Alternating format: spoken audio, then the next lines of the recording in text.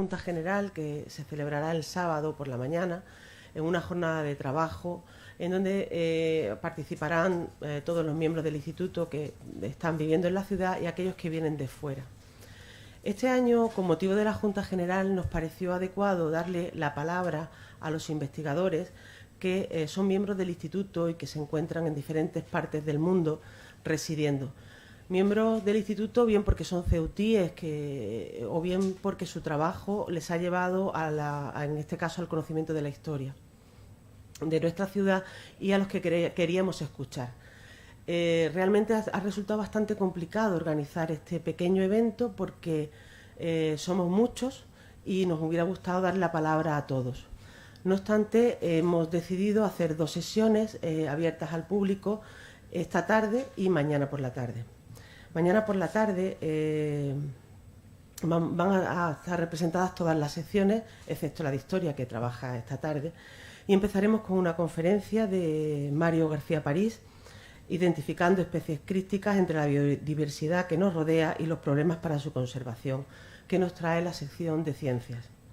Después continuaremos con una mesa redonda que moderará José María Campos y Adolfo Hernández, un poco para ver de la sección de ciencias sociales, en donde ellos quieren preguntarle a otros miembros del instituto que están por el resto del mundo cómo ven Ceuta, cómo nos ven desde fuera. Y terminaremos con una jornada, se presentará un libro de otro miembro del instituto preparado por Bernabé López que se llama Recuerdo de Tánger, un tema que para los ceutíes es siempre tan importante. Yo creo que el Recuerdo de Tánger, con ese título casi todos podíamos hacer un libro sobre cómo ha sido Tánger a lo largo de nuestra vida, porque realmente casi todos hemos conocido Tánger en algún momento determinado. Y después tendremos un encuentro literario que ha preparado la sección de literatura y música, dirigido por María Jesús, en donde vamos a encontrarnos un nuevo libro de María Manuela Dolón Mendizábal, que hemos preparado con mucho cariño en una de las colecciones que más apreciamos desde el punto de vista del instituto, que es Casa de los Dragones. Y tendremos una intervención lírica de Laura Ribeiro, acompañada al piano por Cristina Querol. Eso será mañana, pero ¿qué tenemos hoy? La sección de historia del instituto es tradicionalmente la más grande dentro de todas las secciones del instituto. Somos muchos y nos ha costado muchísimo trabajo organizar este día de hoy y no poder darle la palabra a todos los miembros del instituto que han venido de fuera. Esta tarde empezará la conferencia Vicente Moga, son todos miembros del instituto y no lo voy a leer porque lo va a presentar José ahora, me parece un poco reiterar el tema. Sí quiero dejar constancia que para nosotros es un honor poder presentar 2 libros de Enrique Gozalve, miembro del instituto que falleció el año pasado y al que apreciábamos todos mucho. Qué mejor recuerdo para él que tener sus libros en la mano. Sin más y todo a mucho correr, la verdad, empezamos la sesión.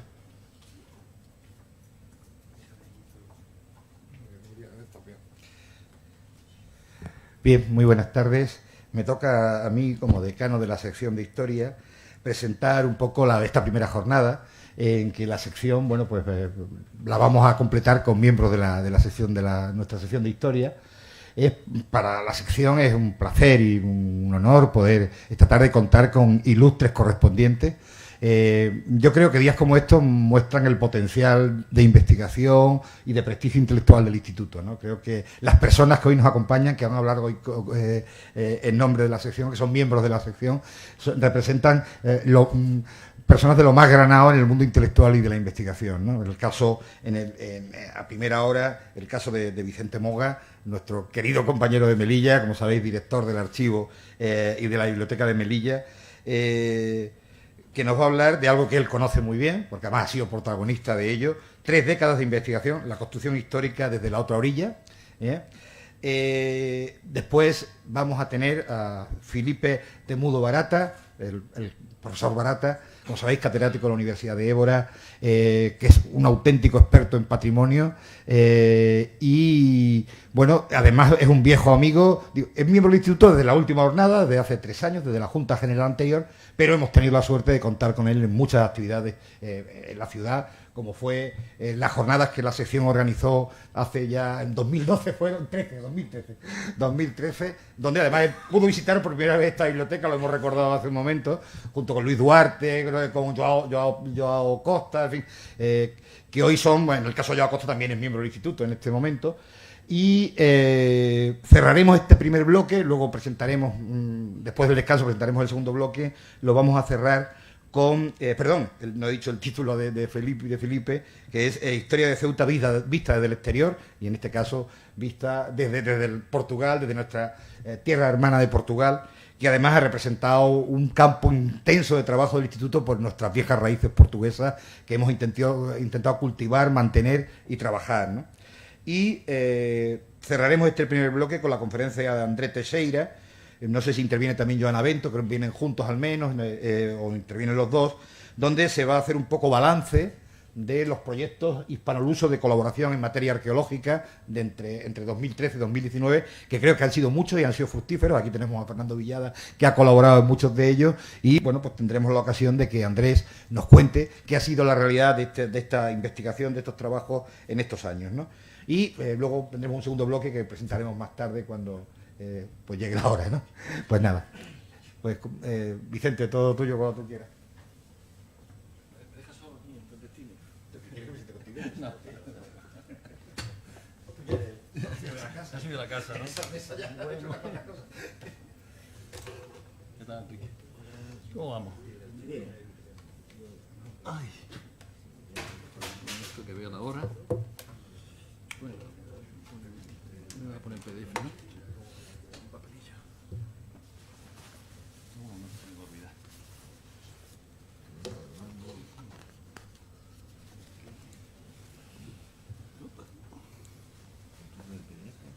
El PDF, sí, el PDF.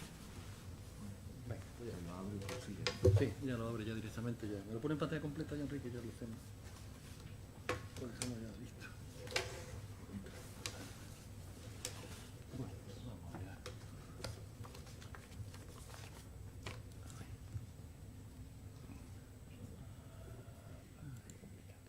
Esto, para moverlo directamente. Sí. Bueno, le voy dando aquí directamente y ya está, ¿no? Lo que sea, ya está. Bueno, vamos a darle. Buenas tardes. Muchísimas gracias a los compañeros y compañeras del Instituto de Estudios Ceutíes, ¿no?, por esta invitación al foro cultural, que me parece interesantísimo. He estado en esta mesa muchas veces, pero para mí siempre ha sido, bueno, un halago que poder compartir con vosotros mi experiencia de historiador. En realidad la conferencia de hoy pues es una autoconferencia, una egoconferencia, pero creo que al hilo de lo que yo digo hay muchos compañeros que pueden ver reflejado también su trayectoria historiográfica, escritural, etcétera, etcétera. Entonces, 3 décadas de investigación, la construcción histórica desde la otra orilla, se refiere un poco a mi trabajo a una triple vertiente.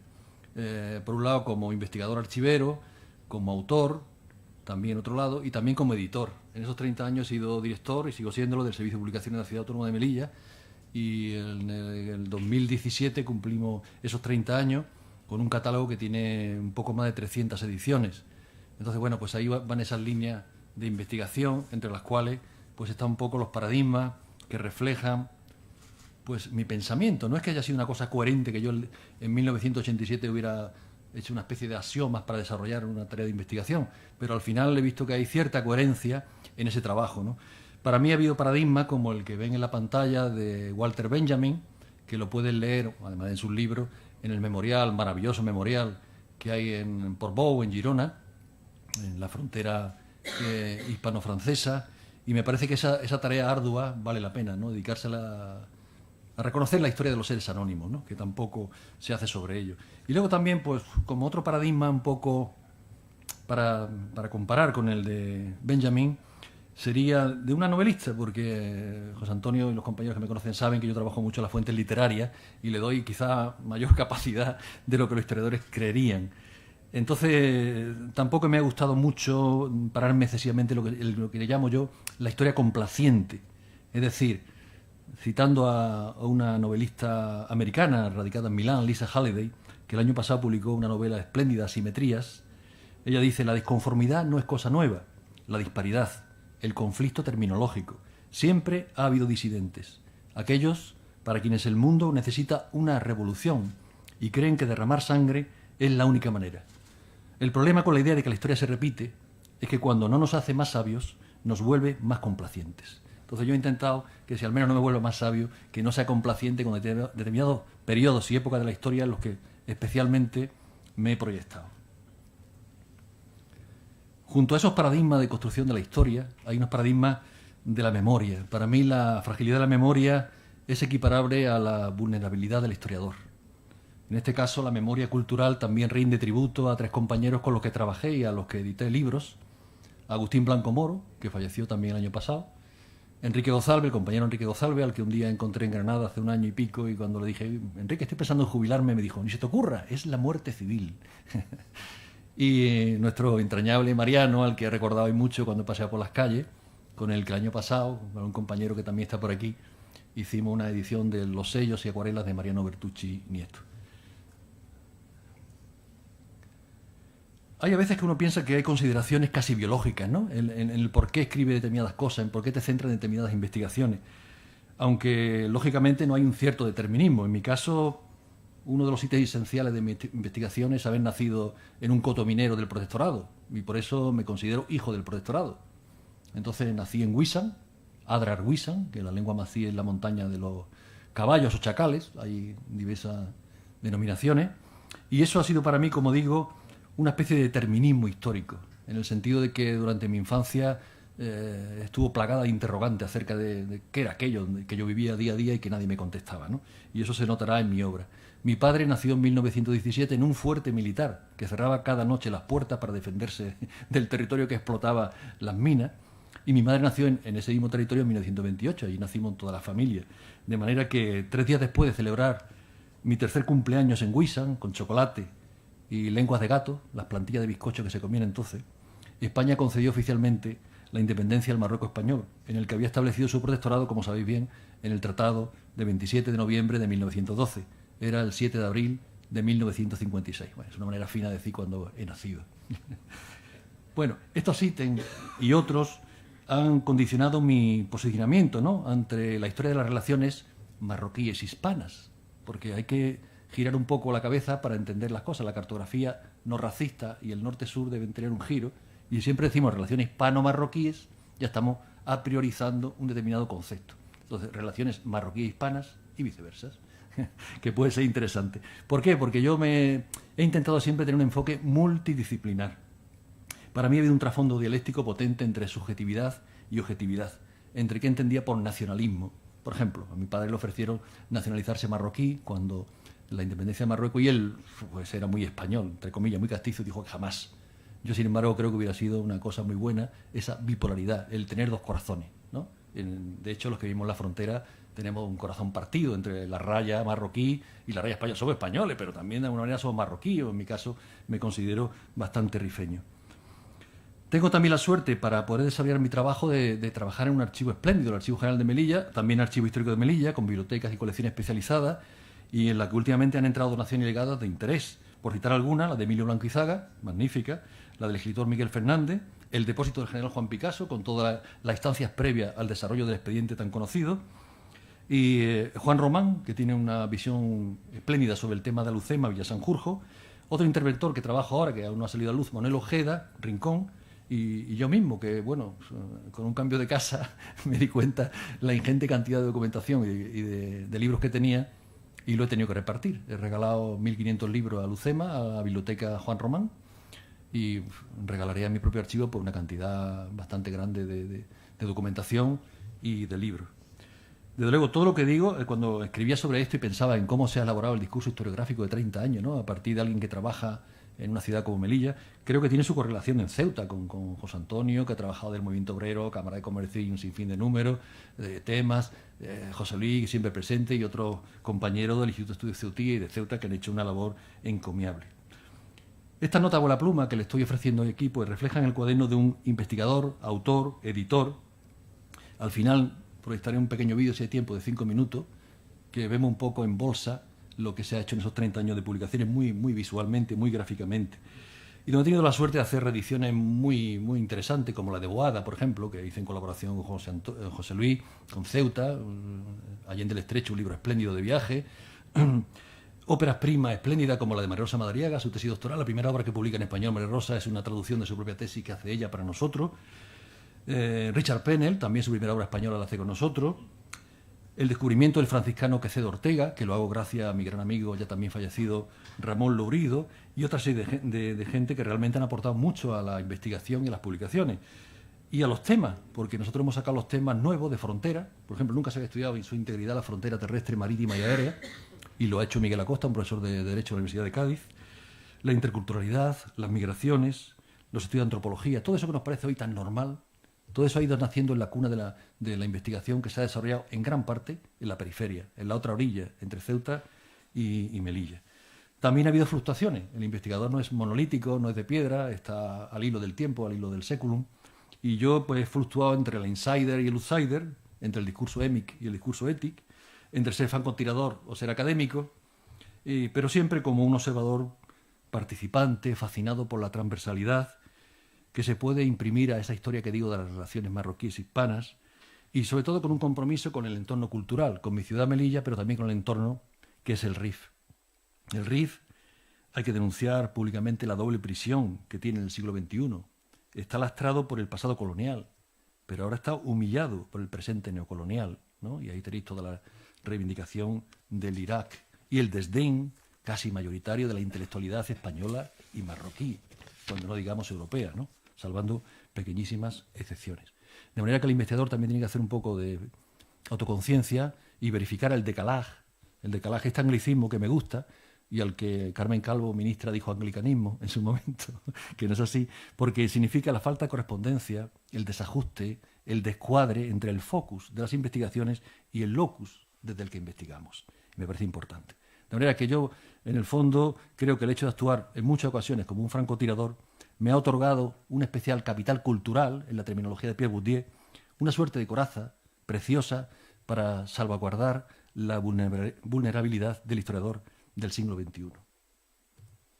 He trabajado el tema de Melilla y creo que hemos acuñado la Fundación Literaria de Melilla a través de las dos novelas fundacionales que son La hija de Marte, de Francisco Carcaño Mas, y Melilla la codiciada, de Juan Berenguer.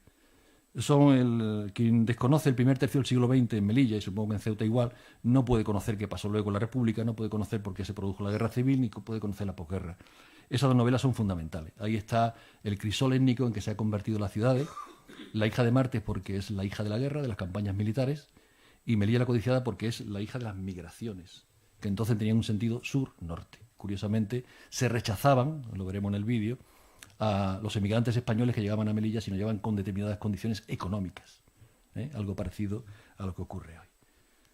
Gracias a esos libros y a otros muchos libros hemos llegado a intentar erosionar, que no demitificar completamente, la postal global de la ciudad de Melilla como una ciudad de frontera, militarizada, aséptica, etc. Queremos que también sea una Melilla una ciudad de libros, como he dicho en muchas ocasiones.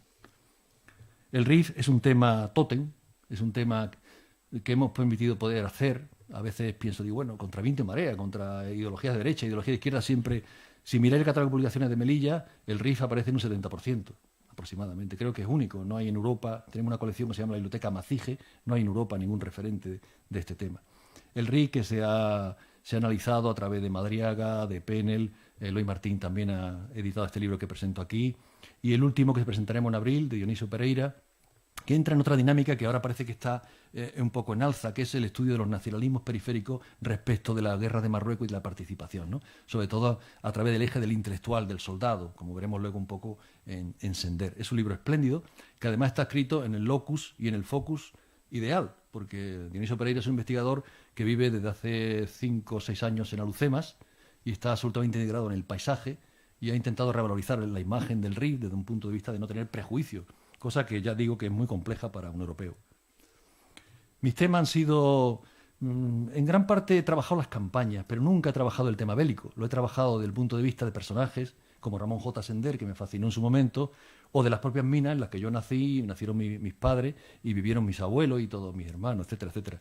Entonces, siempre me llamó la atención, ¿no?, este tema, ¿por qué Sender estuvo en Melilla en 1923-24? ¿Por qué escribió en el telegrama del RIF 10 artículos tan conservadores, tan arcaicos, tan casi racistas? Y luego tuvo esa evolución tan brutal. ¿Qué ocurrió con Sender? ¿Qué catarsis, qué epifanía le sucedió en Melilla para que luego cambiara tan brutalmente y diera esa espléndida novela no superada por mucho Lorenzo Silva y compañía, que se llama Imán, que es la gran joya de la literatura contemporánea española, y se publica en 1930? Yo hice el libro sobre Sender al hilo de estos artículos, me peleé con Sender. También admito que al final imité la escritura de Sender. Algunos senderianos de Huesca me decían: Vicente, al final está intentando escribir como escribía Ramón J. Sender. Y le llamé el soldado occidental. Y algunos amigos de Huesca, de Zaragoza, que conocía, me decían: Vicente, te equivocaba, el soldado accidental. Porque parece ser que estos soldados que van a la guerra no se enteran de dónde van. El libro está escrito al hilo de la guerra de Irak, de la primera guerra de Irak. Y ese título está pensado muy mucho en la guerra de Irak. Está pensado en una figura que se llama el Ketman, que tiene un desarrollo exterior de personalidad y un desarrollo interior, ¿no? Entonces, ¿qué pensaba realmente Ramón J. Sender? ¿No era consciente de dónde estaba? Parece ser que no. Entonces, para mí sí que había una conciencia de que desarrollaba un hecho colonial, de que él coadyuvaba a imponer un hecho colonial, y por eso lo llamé el soldado occidental, en contraposición al soldado accidental, que sí que serían miles de soldados españoles que los pobrecitos lo desplazaron directamente allí y que no tenían otra opción. Pero se habla de Sender, que era un personaje además muy complicado, que retrasó su llegada a Melilla porque tuvo que hacerse el traje directamente en un sastre de Málaga, etcétera, etcétera. O sea, que no estamos hablando de un soldado cualquiera, sino de un soldado que tenía capacidad discursiva, que se había estrenado ya ideológicamente en su Aragón natal, aunque la verdad es que todo el arcaísmo y todo el tema agrícola conservadorista que había allí le influyó muy mal. Él tiene un cuento que se llama El negro Chowak, donde es racista, porque ve un negro y parece que está viendo un zoo, ¿no? Algo impresionante. Luego hay una catarsis, como digo, brutal. Edité Cabrerizas Altas, que no se había editado en España nunca, desde la edición mexicana de 1965, que veis ahí, aunque sí se editaron en las páginas de Crónica del Alba. Crónica del Alba es un libro maravilloso en el que Sender se entretiene en enhebrar la trama literaria de otra manera, porque a él le gustaban mucho los heterónimos como Pessoa, y a la vez le gustaban mucho las variantes literarias de sus propias obras, de manera que coge Cabrerizas Altas, la mete en Crónica del Alba, que es una biografía espléndida suya, y le va tergiversando y cambiando. Yo me lo pasé bomba, cogiendo Cabreriza y viendo las contradicciones que daba y anotando a pie de página todo lo que encontraba. Y esta fue mi contribución y fue mi reflexión sobre, bueno, pues esa oligarquía financiera que mantenían las minas porque tenían unos réditos espléndidos, y que el colonialismo se impuso para que se enriquecieran profundamente, ¿no? Otro de los temas que traté, y sigo tratando de alguna manera, es los interventores militares, es decir, la columna vertebral de la administración política y administrativa de España en el protectorado español. Y me topé con un administrador magnífico. Lo conocí a través del antropólogo David Montgomery Hart, que viajó a Melilla hacia 1981, conectamos, y él me dijo que había hecho su tesis doctoral en gran parte gracias a los documentos que había localizado en las oficinas de intervenciones militares en el último año del protectorado, y que Emilio Blanco Izaga era su gran paradigma. Entonces, curiosamente, él tenía toda la documentación en inglés, porque curiosamente cuando editamos este libro no tenía yo el archivo de Blanco Izaga, que ahora tengo. Entonces le pedí a David que me diera su documentación y hicimos una retraducción del inglés al castellano. Pasado el tiempo, he podido comprobar que David Montgomery Hart era impresionante. Copió hasta las comas, los puntos y los dos puntos. O sea que el libro realmente podría volver a reeditarse como algo original respecto a su propio archivo. También hay que decir que David Montgomery Hart era un hombre muy especializado, era catedrático de antropología social. Él se decía que era un espía. No era un espía, lo que pasa es que había caído un meteorito en una tierra que era suya, y él tenía una especie de museo que dedicaba al tema ese, y ese dinero era el que le mantenía bastante bien y vivía estupendamente en Mojácar. Pero él tenía un problema desde mi punto de vista, y que era un antropólogo ortodoxo, excesivamente ortodoxo. Entonces, por ejemplo, me dijo a mí, mire usted, señor Moga, porque hablaba con una especie, tenía un chicle en la boca siempre, a mí al arte no me interesa, se lo deja usted. Entonces me hizo un gran favor, porque Emilio Blanco Izaga es un gran artista, un etnógrafo que no es artista, queda un poco a medio camino. De todas maneras, el libro es espléndido, fue una ruptura con la antropología española, y dejó en segundo lugar a Julio Caro Baroja, que pasaba por ser entonces el único antropólogo, digamos, que podía dar la talla en estudios africanos. Lo dejó muy, muy por debajo. Y yo trabajé luego un libro, El Riz de Emilio Blanco Izaga, que tuvo una edición con Bellaterra Barcelona, una posterior con el Ministerio de Defensa, prologada por la también fallecida Carme Chacón, y luego la Atlántida Rifeña, donde reunía varios especialistas que trabajaron todos los puntos de vista posibles sobre a Emilio Blanco Izal, como arquitecto, como etnógrafo, como interventor, administrador, etcétera, etcétera.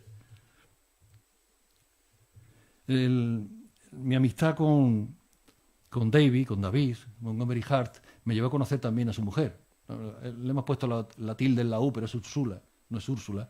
Úrsula Kinsmill, una persona fascinante, impresionante, que acompañó a su marido en varios viajes de expedición. David se movió mucho por Marruecos, pero también se movió mucho por Argelia y en los últimos tiempos por Afganistán. Trabajó mucho el tema de lo que llamamos los españoles patanes, pustún, ¿no?, los actuales. Y entonces me presentó el libro de su mujer, que estaba en inglés.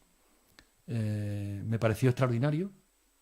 Se hizo una traducción magnífica a cargo de Encarna Cabello y se publicó en el sello de publicación, lo publicó. Fue un libro de bestseller. Se ha traducido, creo que al inglés, al holandés, se ha retraducido al inglés, al holandés, y ahí tenéis también la traducción árabe, junto a la traducción árabe de la tesis doctoral de David sobre los Said Warriagel, como en su terminología, los Beni Warriagel, que es la cábila más numerosa, más poderosa y con mayor influencia en la historia del RIF, la cábila que dio lugar a Mohamed Ben Abdelkrim el-Hatabi, que sabéis que fue el líder del RIF y presidente de la República Rifeña en un intervalo de 3 años aproximadamente. En todo esto, por abrir un pequeño paréntesis, hay algunas fechas claves que disparo rápidamente. Una de ellas sería el 82. Aquí mi generación, sin el Gil Grimao, sería otra cosa. Cuando llegó Rodolfo Gil Grimao, su bibliografía espléndida, pues realmente no lo podíamos quitarnos de la mesa para trabajar. Hoy lo vemos y decimos, bueno, sí, tiene 16.000 entradas, pero bueno, queda un poco fuera de lugar. Pero en ese momento, en los años 80, os aseguro que esa bibliografía era imprescindible. No había un investigador sobre el tema del norte de Marruecos que no tuviera encima de la mesa la obra del hijo de Gil Ben Umeya, que fue realmente espléndida. Aunque claro, el índice, pues imaginar un índice que pone en una de sus entradas sin clasificación específica inicial. Bueno, tenías que acercarte directamente al tema. Luego, después de esa fecha, se han hecho muchísimas publicaciones, pero también hay una fecha anterior que hay que recordar, que es la aparición de la obra de Morales Lescano, que aparece hacia el año 70, mediados del año 70, y que ya le da un sesgo académico real a las publicaciones sobre Marruecos, que no la tenían, porque no olvidemos una cosa, Gil Grimao lo que hace es una especie de testamento de una generación que ha publicado e investigado con los valores morales, menudo oxímoron estoy diciendo, del franquismo, porque valores morales en el franquismo había poquito, pero bueno, vamos a utilizar ese oxímoron. Y entonces dice adiós a, bueno, pues una cantidad de gente, de Bauer, Fontán, Guillermo González, Fernando Valderrama, Carlos Posad, José María Cordero Torre, Tomás García Figuera, Mariano Rivas Palau, Alfonso de Sierra Ochoa, Terradel, Enrique Arquejo, Joaquín Albarracín, Juan Martínez Ruiz, todos en mayor o menor medida ideológicamente no confundidos con el franquismo, pero sí que amamantados en torno al tema. Y también es interesante verlo porque en esa biografía no estamos ninguno de los que ahora ha publicado, pero sí hay nombres puente.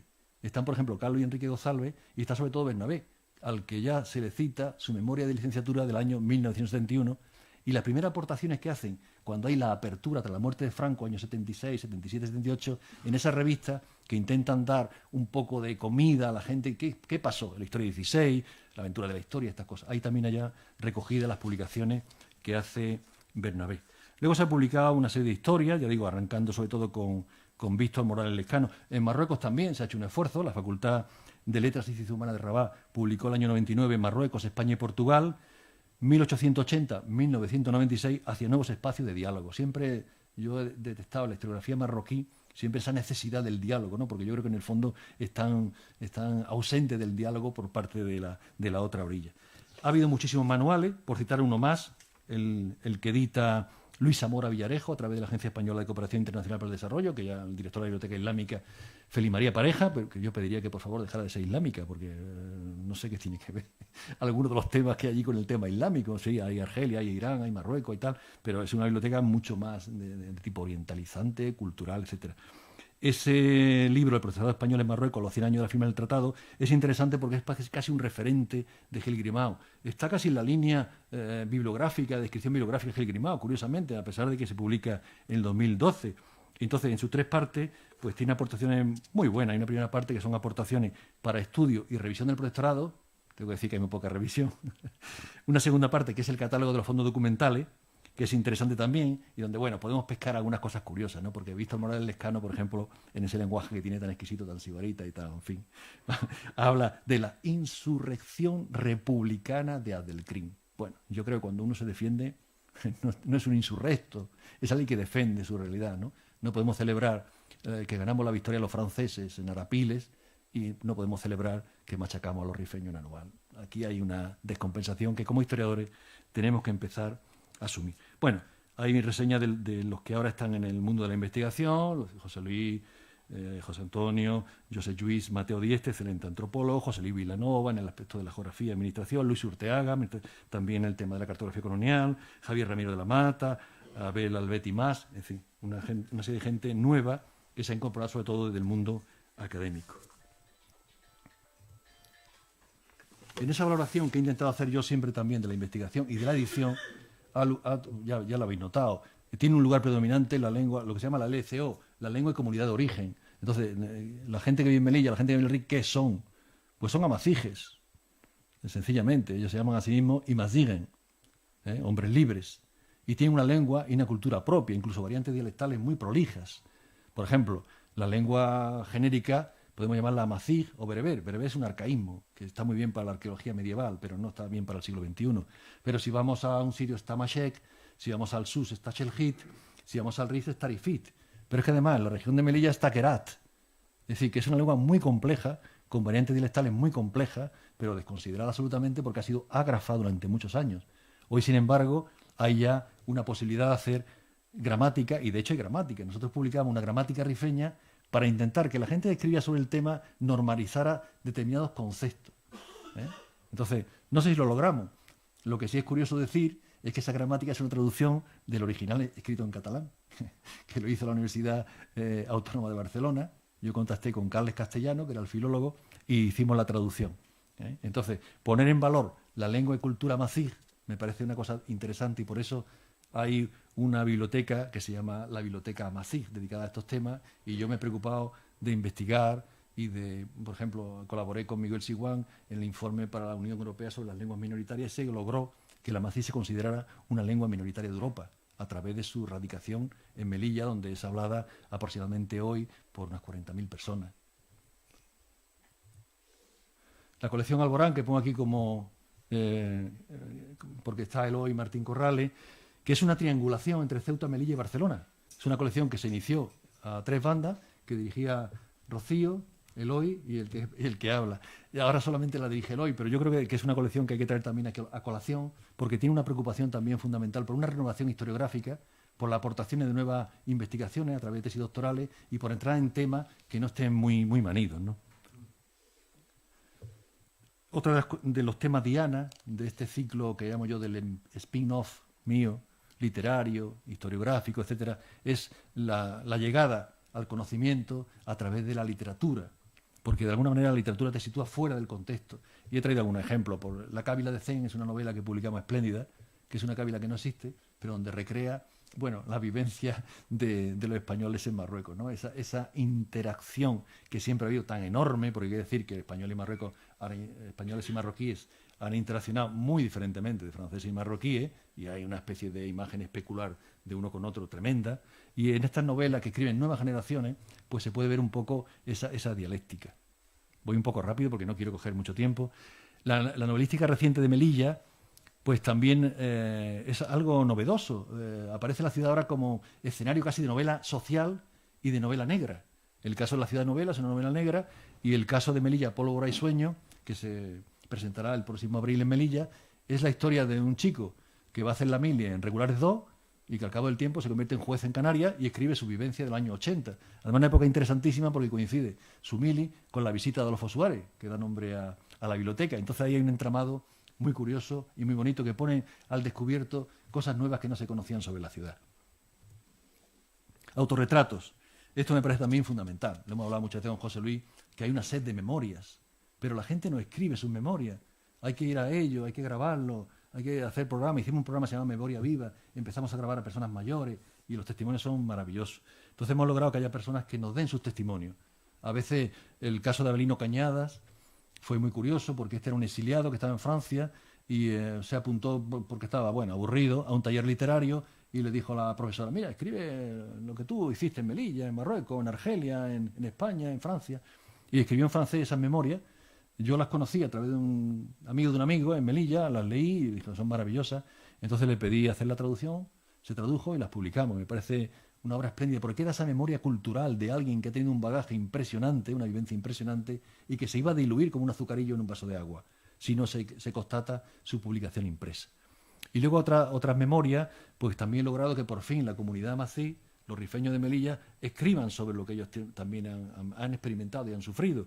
Y el caso de Zingarin, que son mujeres, Zingarin, mujeres, es una obra de Ziyang Hafid, un buen amigo, que escribe sus vivencias, increíble, ¿no? Para un chico que nace en Melilla, que no tiene conciencia de identidad, no sabe lo que es, y que empieza a apreciar esa identidad cuando se embarca con un amigo que va a hacer un presunto campeonato de boxeo a Barcelona en un barco como polizón, y empieza un itinerario hasta intentar llegar a Barcelona, y ahí empieza a constatar lo que es o lo que no es, a través de lo interrogante, qué documentación tiene, de dónde eres, quién eres, nada. Y es un poco el desarrollo de Zingarin, que verdaderamente le recomiendo como autorretrato social de una época muy interesante.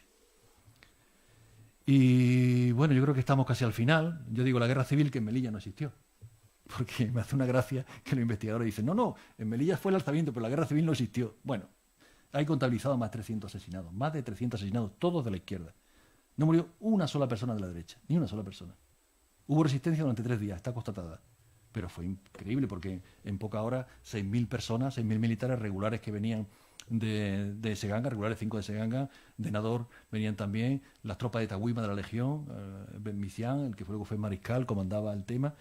Se apoderaron de la ciudad rápidamente. Ningún cuartel respondió, se pensaba que la ametralladora, cazadores, podía estar con el pueblo, que se decía entonces, pero realmente no. Entonces esa guerra civil parece que nunca existió. La guerra civil empezó en Melilla el 17 de julio a las 17 de la tarde. Luego, ¿qué pasa? Que como Franco se incorporó 24 horas más tarde, porque Franco, pues ya saben que le llamaban el indeciso, tenía otro nombre un poco más fuerte que no voy a decir aquí, pero le llamaban el indeciso, pues entonces la celebración posterior del día del alzamiento fue el 18 de julio, pese a que el ayuntamiento cada año mandaba carta, excelencia, reconozca por favor que esta ciudad heroica ha salvaguardado la España tradicional y la defensa de los valores y tal, año tras año.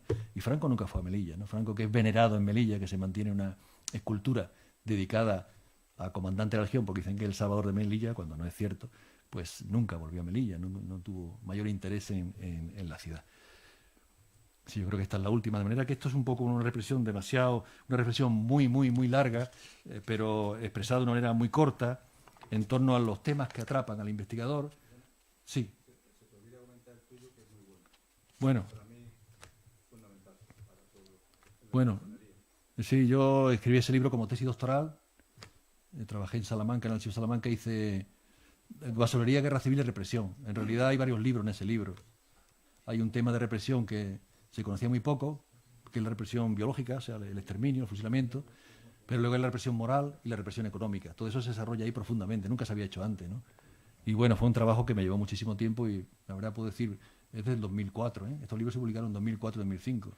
Publicar estos libros en Melilla en esa época costó más de un disgusto, pero ahí salieron. ¿Y es obra de referencia dentro de la historiografía marroquí? Porque también desarrolla toda la masonería.